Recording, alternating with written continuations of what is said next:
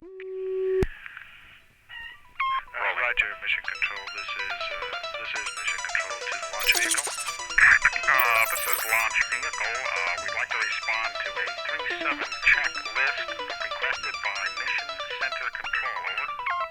Roger, launch vehicle. Stand by. We'll prepare the checklist for rundown. And then for you. All right, we're situated here ready for liftoff checklist A71 Beta Niner. Roger, launch vehicle. The systems checklist proceeding as follows. Ceiling 300 Alpha and all systems are go. VTR recorders engaged and running. Over. Roger, all systems. Delta 999.113 time and counting. We request an Allison check on the 37 hydrogen unit. Command module ready. Prepare for liftoff. 10, 9, 8, 7, 6,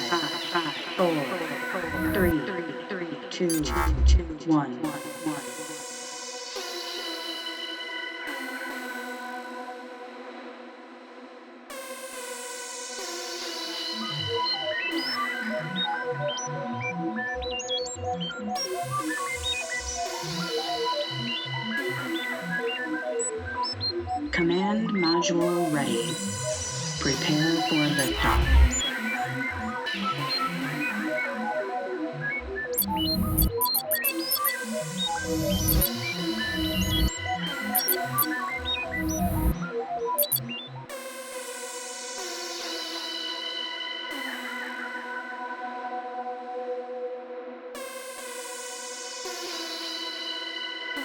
Five, 4, 3, 2, 1.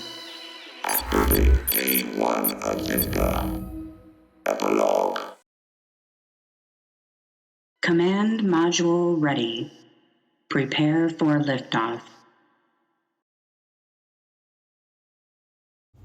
Hey, what's up, everybody? Welcome to K-1 Agenda, episode 131. Today is November 4th, 2022. Can you believe it? Once again, episode 131. First off, workout news is going really great. I'm eating better now. I'm finally focused in on my eating. I'm not eating bad anymore. I just left all that bad stuff alone, pop, sugar, all that type of stuff. And I got a lot more energy. I just have a whole lot of things happening right now in my life, a lot of stuff on my plate that I'm doing, and just got to get time to turn these machines on. That's been something that I haven't had time to do. I had a lot of personal stuff to take care of, especially with trying to take care of my health and everything and keep healthy. I've been kind of working out a lot all day, which I shouldn't have to do that all day, but I'm really determined to lose this weight. I don't like the way I look.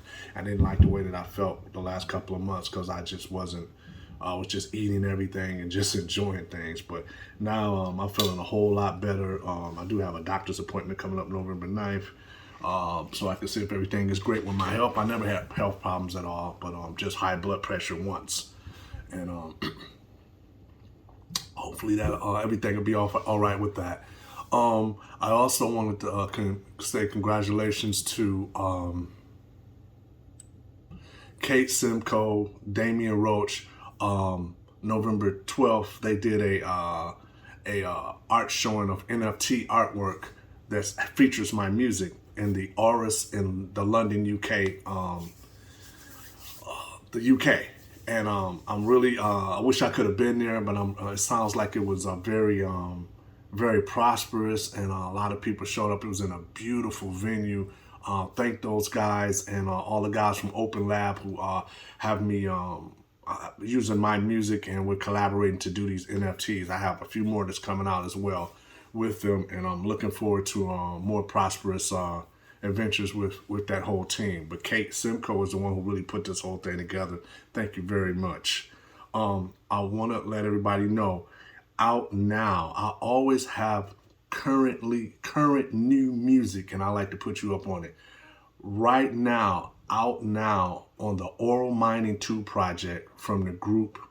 It's from the label Blueprint Harbonder, which is the Strand label. The track is titled Sector 9, and I also have a second track on there called Plan of Escape. These are tracks from like the vaults that's not normally used on other releases. You just something a little bit different from that particular artist. I thought these tracks were different, and Strand loved them. They handpicked them out of a lot of stuff I already have done out of my library, and I'm so stoked and glad about that, and happy to be on this. As you can see, that artwork is impeccable, which is we'll talk about the person who did this, which is Brian Boyer later.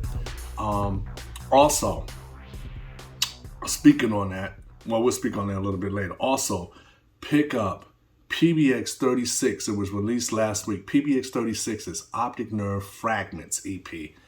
Released now worldwide. There's a lot of shops that don't have them in stock. I'm waiting for these distributors to place more orders to put those in the shops. And right now, here's a preview of one of the tracks from that EP with my artwork on it. I'm really proud of the whole presentation of this release.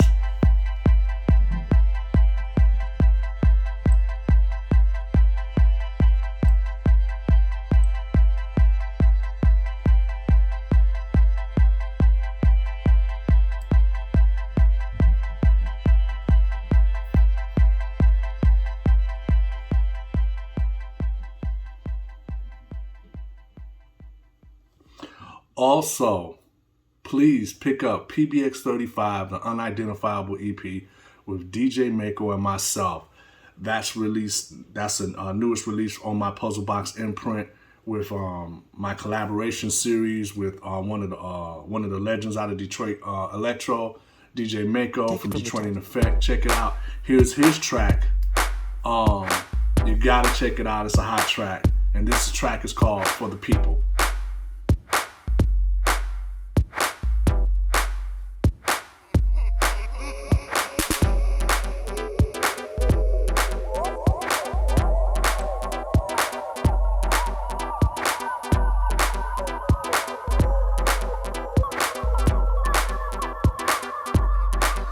Also, on the other side of that track is my track, and it's called On My Computer. Check it out. K-1, K-1, K-1, K-1.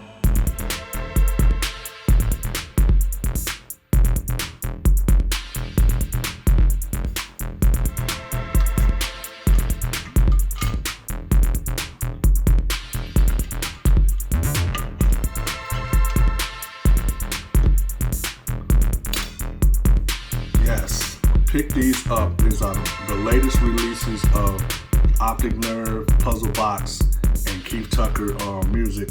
Out now, brand new. Pick it up. Also, I wanted to let you know this is the first of the month. So coming up on the next segment will be the interview with Brian Boyer from Strand. But I want to also remind you that I'm doing a monthly interview with people who I find who are great friends and people who have inspired me over the years. Eddie Fowlkes, I just did his interview, was episode 126. I also did an interview with Kech Harrington from Strand, and that's episode 122. New Alien FM coming 2023, people. Once again, that's Black Tony and me. Get ready for that. Studio sessions pending. Also, get ready for my K-1 DJ dates, which is delayed till 2023. I will be having some DJ dates. I'll be going overseas to DJ again to promote everything Puzzle Box, Optic Nerve, and all my music I've done over the years. So it'll be sort of a retrospective DJ tour, but I also will be playing other people's music, other artists that I admire, and new electro and stuff. Also, remember, if you'd like to book Optic Nerve, please contact Connect Bookings, which is Daniel at connectbookings.com, and he will sort you out with a live date. Thank you. And get ready. Coming up next, the interview with Brian Boyer from the group Strand.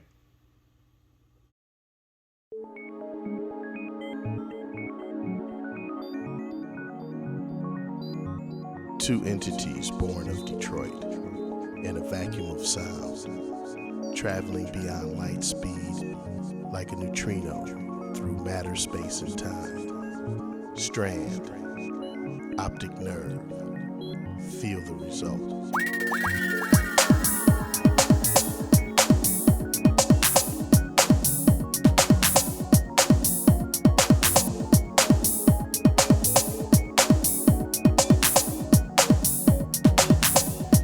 Hi, I'm Brian Boyer of the band Strand.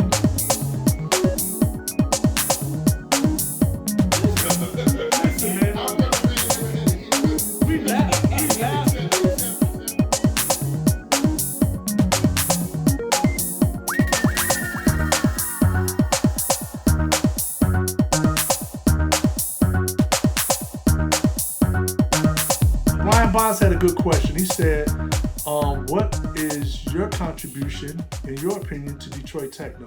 What has been you guys' contribution? I really don't know. I know Brian hates it when I don't know the answer to questions about Strand. No, but it's your opinion. It's your opinion. I really don't think about it. Okay. I have no idea. Okay. Well, I want to bring this question to you because I know we had this in common. You're the guy who does the artwork, the concepts of the art and how everybody perceives you, like the logos and everything. And I will say this, I think out of Detroit, the best two logos in Detroit Techno is Strand and the Scan 7 logo. Wow. Thank you.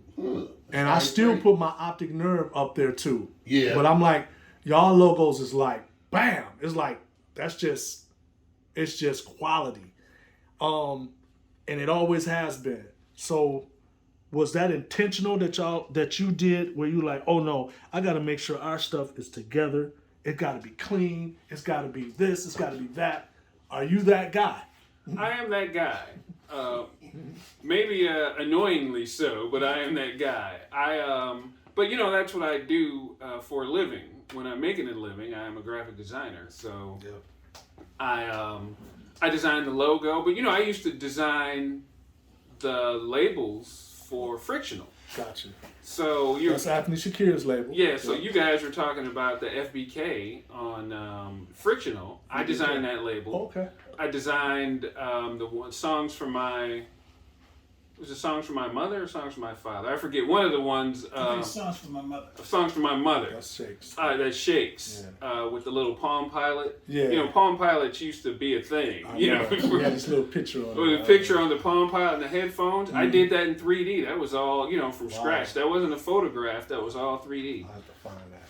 So I, so I have that history. I have that pedigree. So it was only natural. We need graphics. Gotcha. And I have a friend whose name I won't mention, but he's another Brian. I know a million Brians. But he got a marketing degree, and he's worked for some major corporations or whatever. And I talked to him about marketing a lot, and it's something he still does. And I know the importance of branding. He used to be brand manager for a very popular candy bar, and they pay a lot of money. Corporations and companies pay a lot of money for branding, for the look of how things. And a lot of people may not realize. I know because you do graphics well and quite well, I might add. Thank you, sir. You're welcome. But you'll see companies have style guides, and they're like, it's this color, it's Pantone this, I hate that, and it's Pantone that, or it's this and it's that, and the logo has to appear no more than whatever from the tagline, and nothing can be this close to the logo. I mean, they're very specific about their brand and their image and how they want it to. I think that's a U.S. thing. I don't know. I've only ever worked with stuff in the U.S. I couldn't say about stuff abroad, but it's very much a discipline. They're very serious about how they want their image to, because especially with car dealerships, you've seen newspapers. Mm-hmm. Car dealerships are the worst. They'll just throw everything in they can in an ad. Gotcha. But in order to get those, what do they call it? What's the word? Starts with a C. I can't think of it. But anyway, in order to get those dollars, co-op.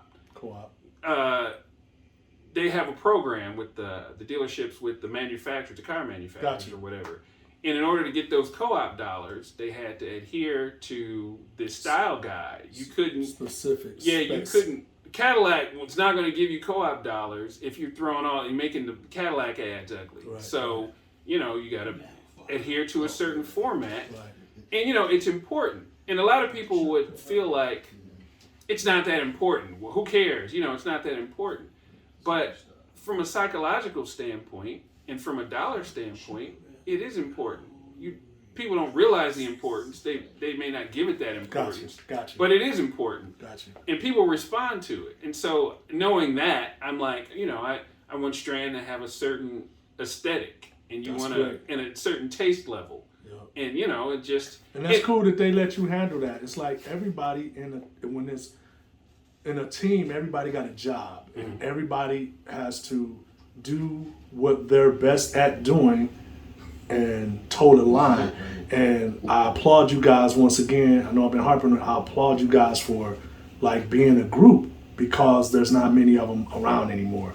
And it's hard to find people to work with who understand that you got to do your part.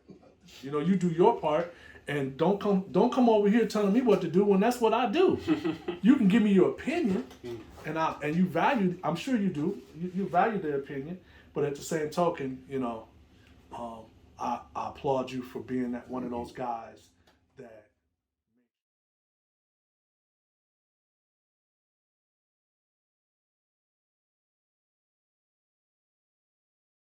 Now, sometimes I'll say, this is what it is, and I'll put it out there, but not because, you know, for any ego reasons or whatever, but most of the stuff I run by, hey, if this is cool with you, then now sometimes I want it to be a surprise. But y'all have concepts. Yeah. Y'all have lovely concepts, and that's what's missing in Detroit Techno again, too. They just throw any damn thing out there. Hey,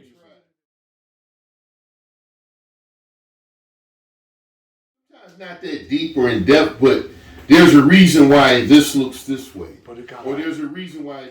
Now, some of our song titles, y'all do be having some titles. I'd be like, now what the hell? Well, you think you gotta research. But it'd be something behind that. So that's what I would say to you guys.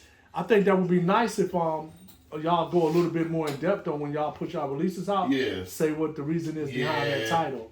So and I'm with you there. I can agree to that. Me and I keep saying Black Tony. We was talking about that. Tony's been posting a lot of stuff now where he go back and talk about things that we did, and he tells you the story behind it, explain it. Then it makes more sense. The idea behind it. Yeah. Now, it's funny because my whole K-1 Agenda show, he came up with the idea years ago when I did the EP, the K-1 Agenda. Really? It was his idea. Really? And you at what, 120? It's going to be 121 coming up. 121. Yep. Good Lord. What makes you stick to the melodic and intelligent techno sound other than the hard dance floor, 12 o'clock midnight type techno they do no more than festival stuff? What makes you stick to your aesthetic?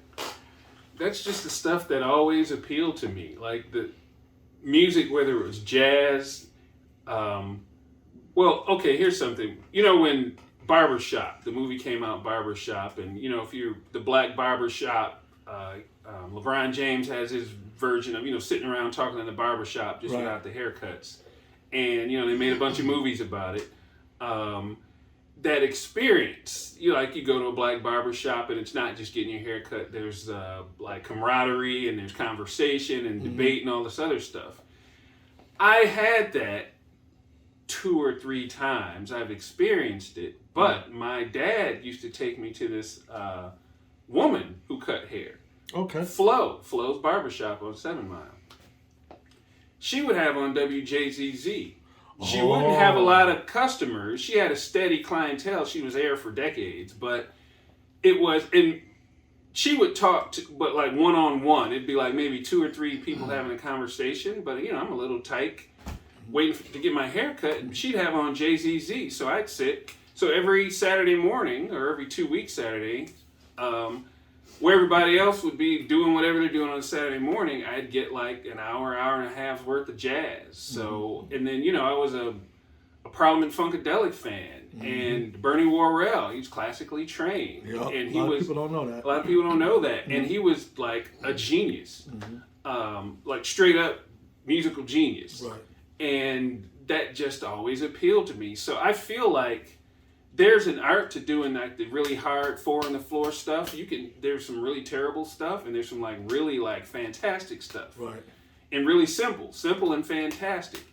And I have nothing against that stuff, but a lot of it, I feel like I can't make that because I feel like I could do it in 10 minutes. And then what? You know, it's just, like I said, there's an art to it, but if I just boom, boom, I would like to hear that, boom, man. I think you could do a different take on it. I probably would, and I think I would, but I'd probably do it more melodic than the people who just like the hard-hitting stuff. You know what I don't like about it? I don't like for that boom, boom, boom that sound like industrial, this distortion. I don't like that.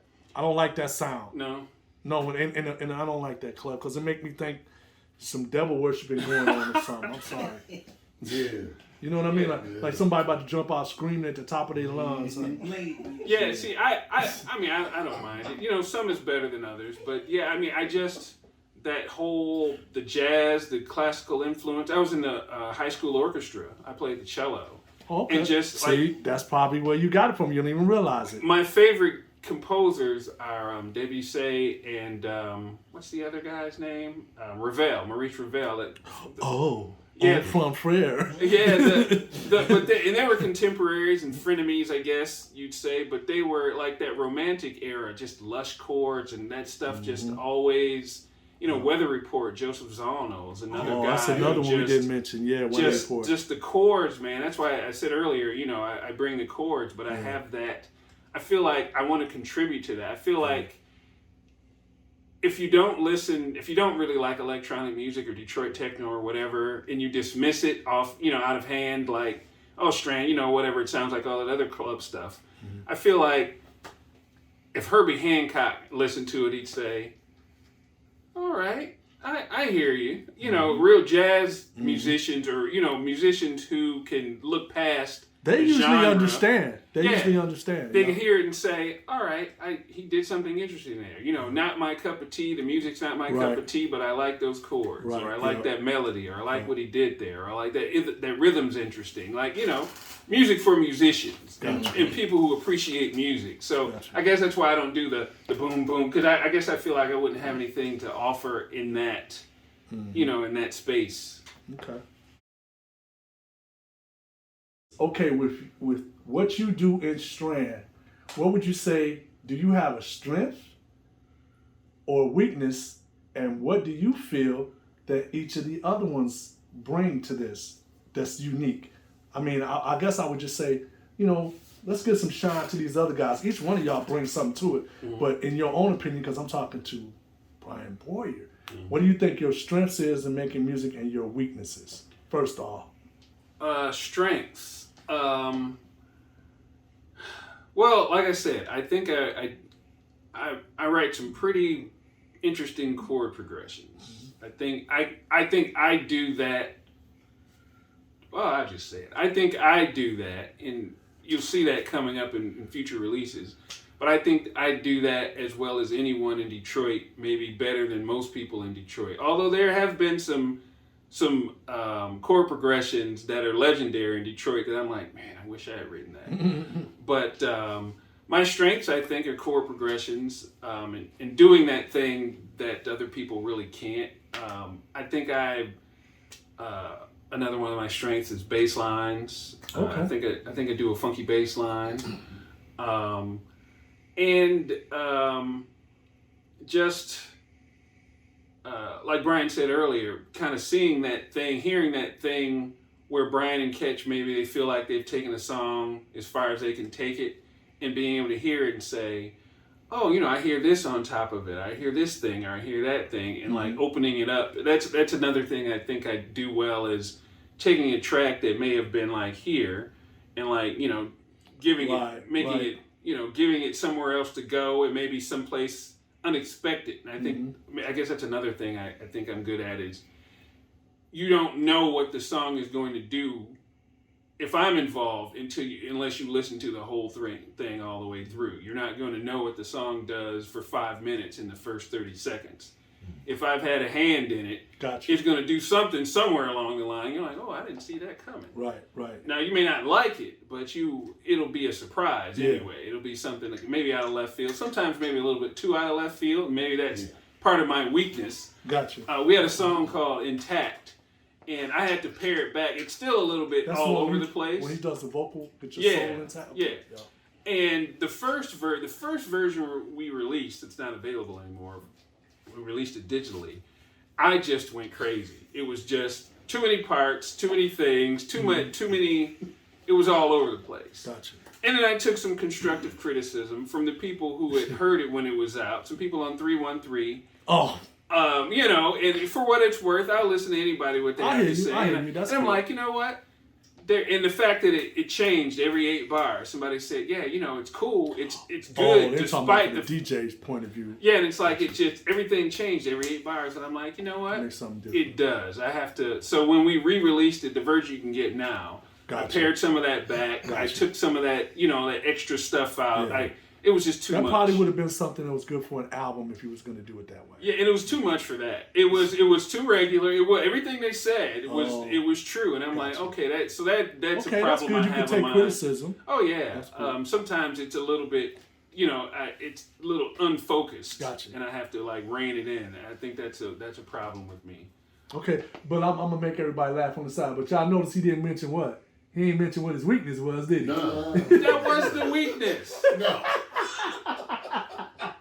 I said I have a problem reining it in. Weakness. Hey, listen, everybody. We got Strand on the side. We got Black Tony. We got Ivan. We just cracking up. Okay, I wish I were better at drum tracks. Oh wow! Everybody keeps saying that. Liar. No, I'm not lying. I wish I were. Actually, I just I've tried to get a little better. I think the earlier stuff where I did the drums, they were too regular. The beat is cool, but not. Man, you did Cosmic Slop. What are you talking about? Yeah. And I sang he played the solo on Cosmic Slop. Yeah, he played it with his fingers. He played it with his feet. I'm gonna. You know what? I'm gonna say something before. I hope that no one ever brings that performance up because I couldn't hear you though. I came back. I listened to it after years and years and years. I listened to it. That solo is horrible. No, what it was, I don't think you could hear yourself. I couldn't really hear myself, but it was horrible. No, we was having some problems with sound. Yeah, anytime someone brings that up, I'm like, please don't go looking for it. And what he's talking about is the Oxman performance at the festival. Was that 2000, 2001 or 2? One or two. And I had Strand come up and play Cosmic Slop. Yeah. And you can download that right now, I do believe. But we did it the night before. Oh yeah. We know what you could do. It might not have technical. Yeah. Oh, that was drunk. Yeah. It was. That's performance because I actually did the song. Actually, that was a good one. And I was drunk. But I mean.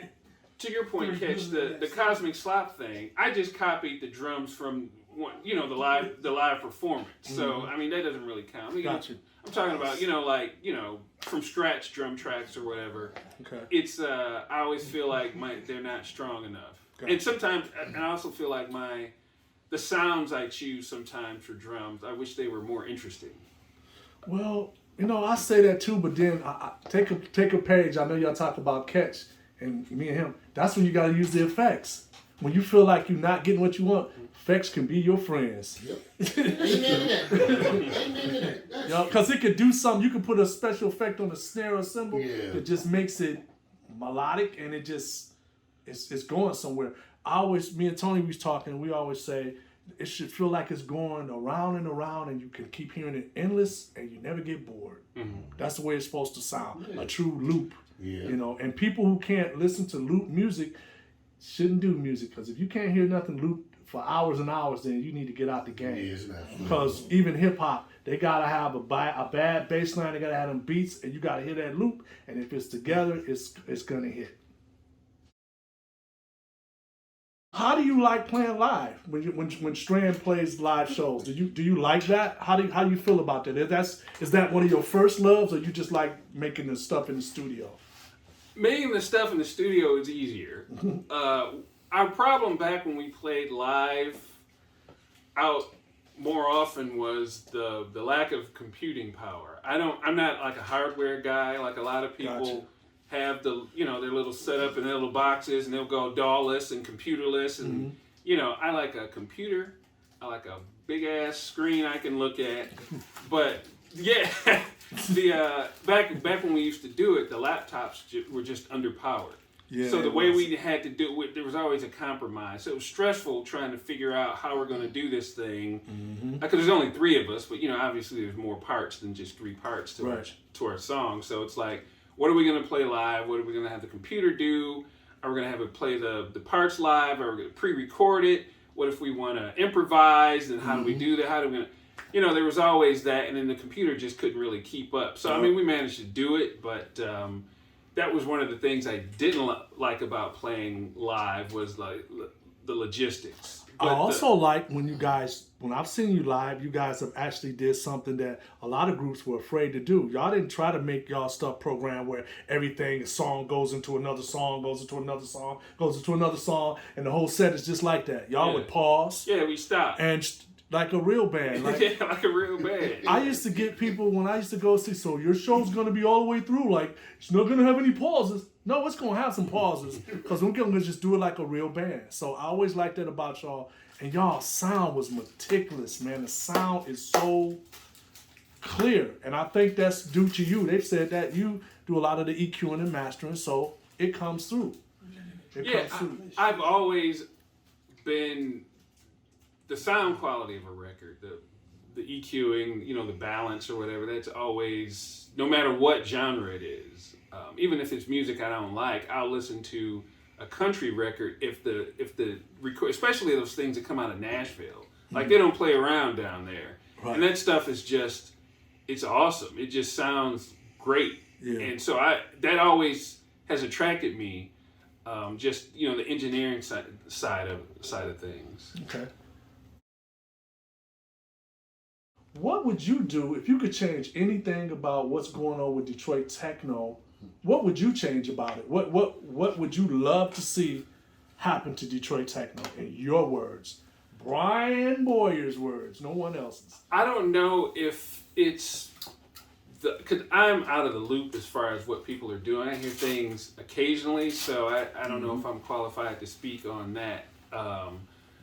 But I would, as far as Detroit techno in a nebulous sense, I wish it got the recognition that it deserves as being the second Motown. Like, Detroit has 2 major music revolutions. Not hip hop. I don't know why people be trying to say that, because it's not. Just because of Eminem, it's not. It's not. And I had this conversation with a guy I used to work with back when I was at Channel 4, and I'm like, it really was.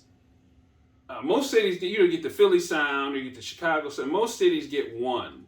Mm-hmm. Detroit has 2 major ones, worldwide influences. And I don't care if Detroiters don't listen to techno. You like what you like. Mm-hmm. But when people try to rep Detroit, and all they can think of to say is Burners, Motown, Better Made, Strohs, and cars. And in the automobile industry. Yeah. And they don't bring up Detroit techno as they should be like, look, we had 2. They should be bragging about that every chance they get. And the fact that Detroiters don't, so true. It's I guess it kind of bugs me a little bit because people think they're so. I agree with you on that one. They're so I don't know what the word is. Not patriotic. It's the equivalent of patriotic for a city. Provincial. Yeah, but they feel like they're repping Detroit so much. Out of the loop, they don't. They don't know that aspect of the history. They're from a different generation who don't kind of think for themselves. Whatever they offer, they follow along with it. That's how music is. That's what they do. We didn't have that issue. We heard stuff and we listened to everything. That's true. And then if we didn't listen, we went out and looked for more. They don't do that. They take what's given to them. And I think that hurt Detroit techno as well. But I'm like, if you could change, I can even go further. On a national basis, it should be known in the United States. It should. That's another thing that it's not really known for in the States. It really should.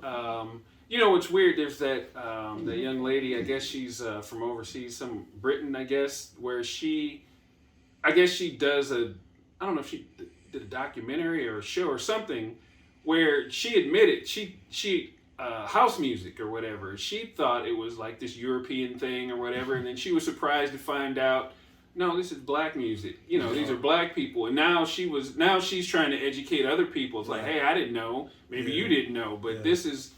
And from what I understand, and I'm pretty sure this is correct, every version of popular American music was created by black people. All of it, even country music. The country music, that Stephen Foster, that whole thing, Camptown Ladies and races and all that other stuff, that originated with slaves. He ripped off the slaves and their music. Yeah, man. You're getting real deep on that one. Yeah, Detroit techno is just another example of that that long tradition of black people making something out of not much, but it is and weird. Impacting the world. But it is weird when you think back to early days of Detroit techno. Like me and Tony talk like we from east side of Detroit, but we digging on Nude Photo. Yeah. Like, we just listening to stuff that was just so out there. Like, how did we? And I know that it was different because when I used to go visit family and relatives in other states, they'd be like, what the hell is this crap?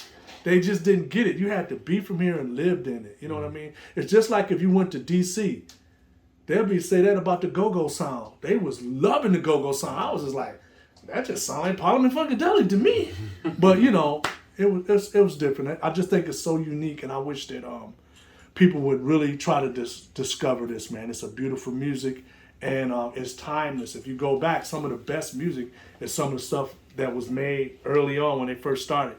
I liked it then because everybody was making beautiful strings and melodies coming from these kids in the street. It was great. It was a great time. My favorite title song by y'all is Floyd Kramer's Revenge. Oh, that's the EP title? I love Andy Griffith, and to hear Floyd say, yeah, Andy boy. Yeah, that's right. But that wasn't that Floyd Kramer. No, it was not that. Oh, see, that's why I that's need you to explain Boss told me that last time. Seinfeld. No, it's not. He was a pianist. Floyd Kramer. He had a big pompadour. Exactly. He had a big. He used to do the commercials. He made. K-Tel. He was on K-Tel. Yeah. There's that one song called "Last Night." You know it. He did country music, didn't he? Yeah, it was kind of it was sort of like boogie woogie type. Yeah, that type of stuff. So that was your only question? That was all. Where would you like to see Strand go from here, and what's in the future? I would like for Strand to, kind of like for everyone that we know, I'd love for us to compose for film, like you're always talking about. Yes. Why do all these science fiction shows and movies never use techno, electronic music even? Some do, but not a whole lot. They fall back on the orchestra, which is good. It works, but I'd like to see Strand be able to branch out and do things on the composing side. I'd like, obviously, you want to pick up more fans and a wider audience, but not just because it means more money. Just because it means. A wider audience means more people are familiar with the music. It gets to more people are accepting of it, and that'll be good for everybody. Could you imagine though, with the type of work that we put into the type of music that we do, what we could give people? I'm talking about, let's say somebody came and say, we're making this $100 million movie and we want Strand's music in this movie. Come on, it would be a lot to take, but y'all would deliver. It's like, wow, I think people would be amazed, and I really can see that in the future. Somebody is gonna jump on this shit, and they're gonna be way late, and it's gonna be like maybe 25, 30 years from now, and they're gonna go start grabbing everybody's stuff.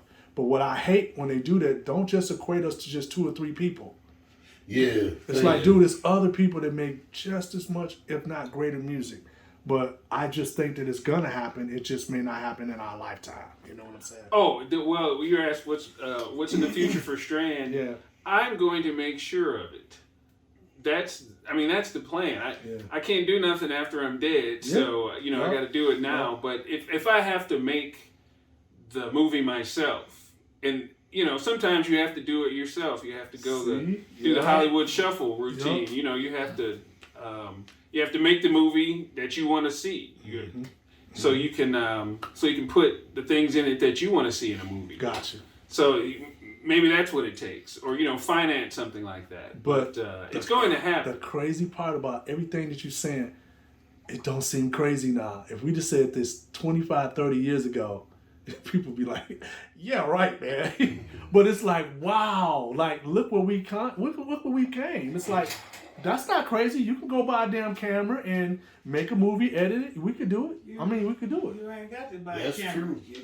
I know, but I'm just saying, I'm talking about, it's even more advanced than that. He does animation. You know what I'm saying? Right. It's like, I know a little bit about animation. It's like, dude, it's like the sky's the limit. It's just, a lot of times it's just the avenue. It's just finding the right people to get it to. You know what I mean? Get it done. Yeah.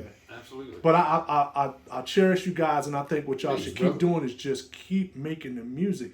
The more output is very important. Yeah. And we have tons and tons of stuff. Because some of the artists that they're thinking about don't have a lot of stuff. And some of them are stuck into doing the same thing. I give people like Carl Craig the utmost respect. He got Interzone Orchestra, completely different. Then he got the Paperclip People. Then he got this. It's different. Some of them other Detroit guys, they can't say that. I even give Underground Resistance. Mike Banks got some stuff that's beautiful. And then he got some stuff that's electro or dance oriented or whatever. He can do that, but a lot of techno artists really can't do that in Detroit. And I hope that people can finally see that. And I love what you said when you said, "Hey man, I'm gonna keep doing that to try to make that happen for us." That's what I want to try to do. So on that note, I want to say thank you. Thank you, Brian Boyer, and you're a great friend, great brother, man. Love you, and I hope the best for everything for Strand. Thank you very much. Likewise. All I feel right. the same. And we out.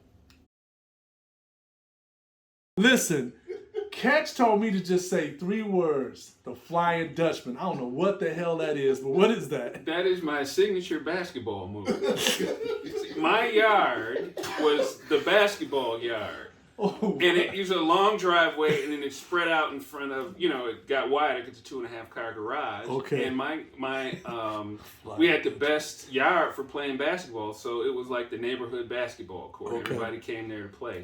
And just as an aside, when we got too old and we all moved on, my nephews picked up that same mantle. So our house was still the basketball house. Gotcha. Just for another generation. Right. And my nephew just got married, and I was talking to one of the kids, who's also named Brian, who used to come back there, and we were talking about that very thing. But back in my day, my signature basketball move was to go, so I'd come down and I'd dribble, and I'm right-handed, but instead of like driving to the right, I would drive to the left and like fade off to the left and shoot. The hell? And I'd say, it'd be like this jump shot, but it'd be a floating jump shot. So I'd be like, but it wouldn't fade away. It was like a fade to the side. So I call it the Flying Dutchman. It was a mid-side.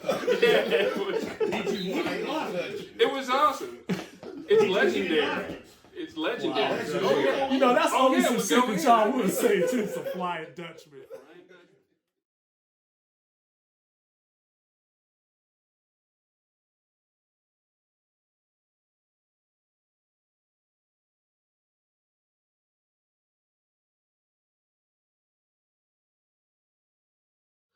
Puzzle Boss Records.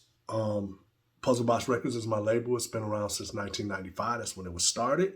I just want to let people know if you want to buy any of the old music that we have, some repressings and some new stuff that we're pressing, because we're going to be pressing old stuff, some more old repressings as well. Please contact distribution at puzzleboxrecords.com and we will sort you out with a wholesale order.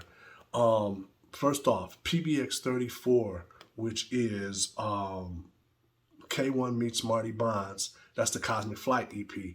The latest release. Pick that up. It's been doing very well. It's on a lot of DJs lists and stuff, and top 10 lists. So I'm very proud of that. That track of Marty's, man, To Fly is awesome. So please pick that up. Also, PBX-TR3 Optic Nerve Trilogy Wave. That's from the Trilogy Wave 3 EP set. This is Wave 3. It's back in stock and it's directly from us now. You can buy it directly from us. It was originally only being distributed by Rubber Dub Records out of Glasgow, but now we have it back and we're exclusively distributing it ourselves. And you got to get that track. The track on there is called The Gateway. It's a very unique optic nerve track I did back in the 90s. Also, pick up PBX-C230. That's the Alien FM double pack. Original double pack called The Original Broadcast. It's repressed and back in stock. Pick that up. Also, pick up PBX-32 Stargazing EP, K-1 featuring the awesome Doppler effect. Pick that up. It's on color vinyl as well. Limited edition color vinyl. Also, pick up PBX-3 Face Your Fate with the great writings of Black Tony. And it's also an acapella on here, so pick that up. Also pick up PBX 8.5 Electropathics EP, repressing in stock now. That features the track Detroit Parties Rock Like This. Also pick up PBX4, the Automaton EP with the tracks Techno's on My Mind, Nemesis, and Oscillator. Also pick up Modular World K-1 EP. This is my K-1 electro funk, more minimalized. Pick that up. It's called Modular World, and that's PBX-29. Also pick up the third release for Alien FM, which is called Monochromatic Images, featuring the vocals from Kayla McKnight, Black Tony, and K-1. Pick that up. Also pick up PBX-31 Voice Modulation from the album Mad Scientist. AUX88 presents The Mad Scientist. Pick that up. We will be putting out more EPs from my releases with AUX88 from that Mad Scientist album. This was a great track done by Tommy Hamilton. Also, PBX-33 Strand meets Optic Nerve. We have a few of those left, so pick those up. It did quite well, but we do have a few more left, and we want to get those out. So thank you. And once again, if you have any questions and you'd like to talk to us about getting these records in your record store and you want to get it wholesale, please hit up distribution at puzzleboxrecords.com. Thank you.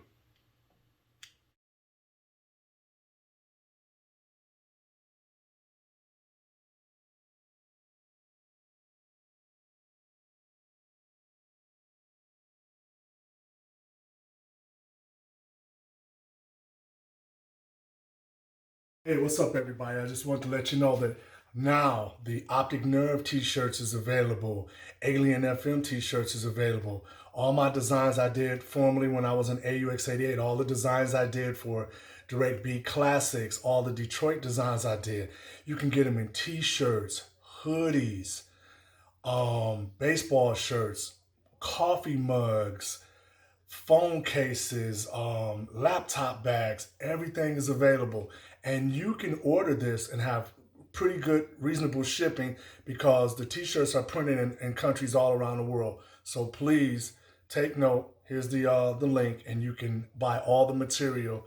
And keep watching out because I have a sale twice a month where it's 35% off everything in the store. So thank you once again for supporting, and look for those new designs coming. Thank you. K-1 out.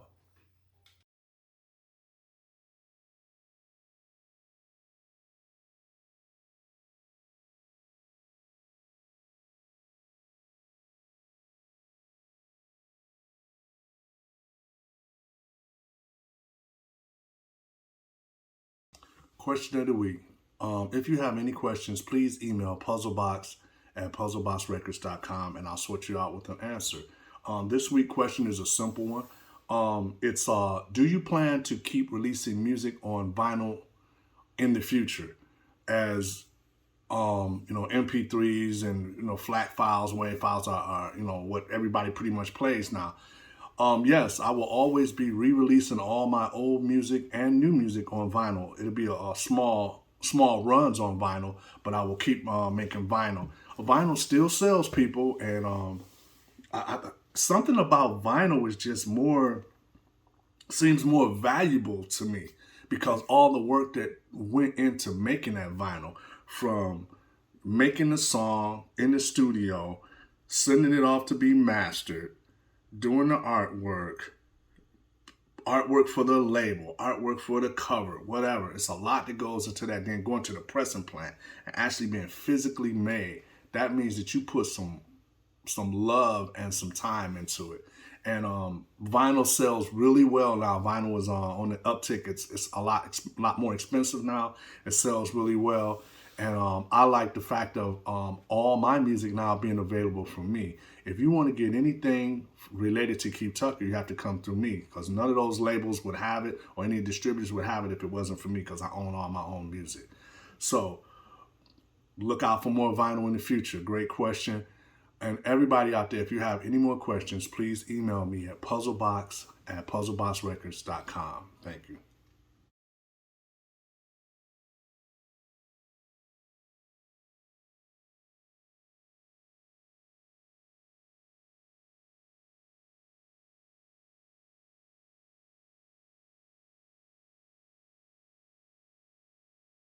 Old pic. I'll show this picture. I wanted to show, like I said, with old pictures and videos, I keep so many pictures over the years, man, of just places I've been, things I've done, people who I've met, just recapturing everything from my past and all the years. Here's a picture of one of my when I got my very first individual studio, which was in Southfield, Michigan, which was in 95. Yeah, 95. No, not 95. Maybe like 97, I believe. Yeah, it had to be about like 97. This is my first studio office. I rented an office space in 12 Mile in Southfield. I used to go there. I was still working at General Motors. I used to go there every day after work. And sometimes I would take my clothes and shower there and go to work in the morning from there. And also I was going to college then. I was attending Macomb Community College and also Lawrence Institute of Technology. Here's another picture. Me doing a show. This was a rare show at Cranbrook School. It's a School of the Arts. And I did a special presentation for African presentation on techno music and electronic music by African Americans, and this was great. That was a great time and something unique and different, something really unique and different. I also just jumped upon this picture. Here's a picture of man. I wish it was still here. It's not here anymore. This is when we had the Red Bull Music Academy radio downtown Detroit. It's no longer there. I think it's been gone for about 3 or 4 years. No, it might be longer than that. But I would always get offers to come down for special presentations, did interviews and all kinds of stuff. Man, that's something that was sorely needed. I missed that with Detroit. Here's a picture I took one time when I was downtown and took a picture of the Red Bull Music Academy radio station. This was really cool, and that was something great for Detroit to have. Yeah, man, it's like I will definitely keep putting you up on more pictures and stuff in the future, and I hope that you're still digging my show. And if anybody out there, if you have any more things you would like me to do or see in my show, send me an email. I'll be happy to think about it and add some different things to my shows or just things you think I need to add to my show. But it's a weekly diary, and thank you all for checking it out.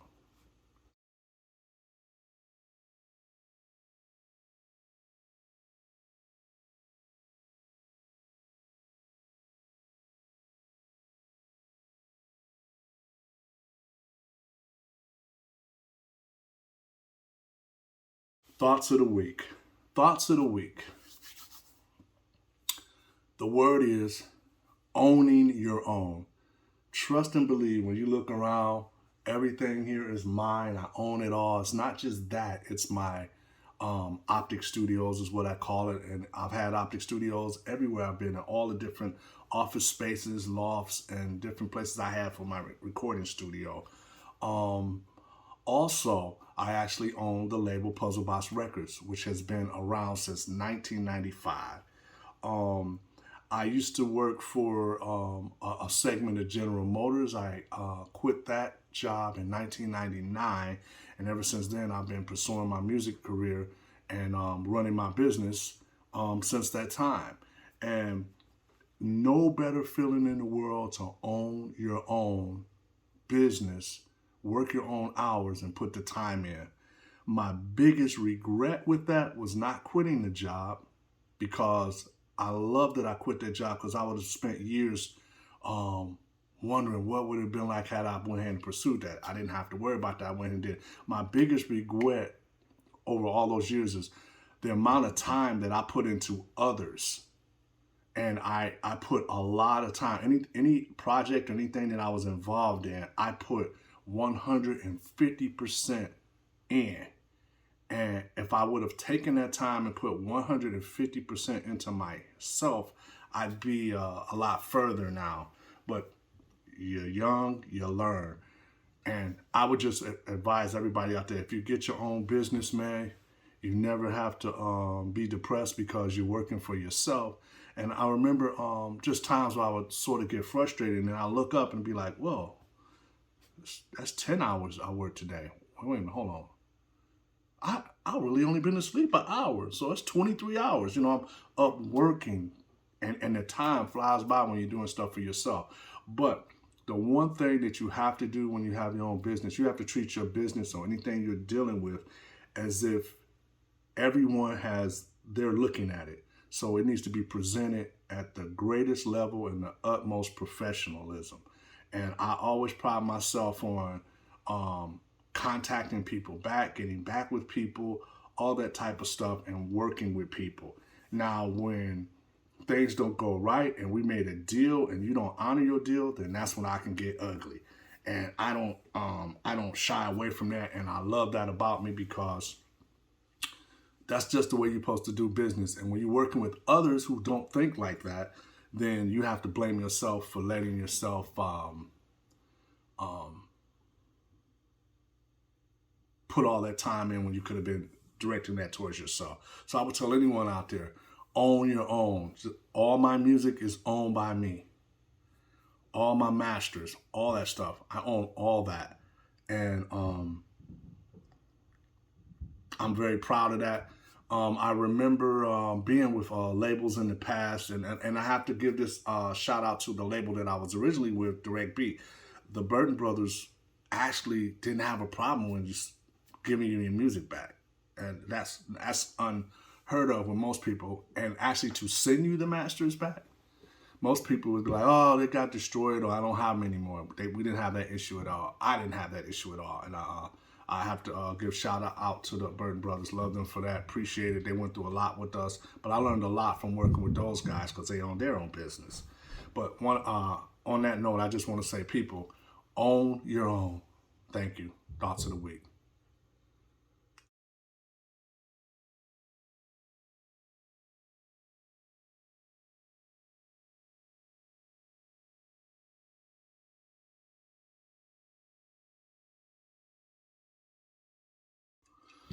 Shout outs. This week's shout out, as always, I'll have to give a shout out to my brother, who's who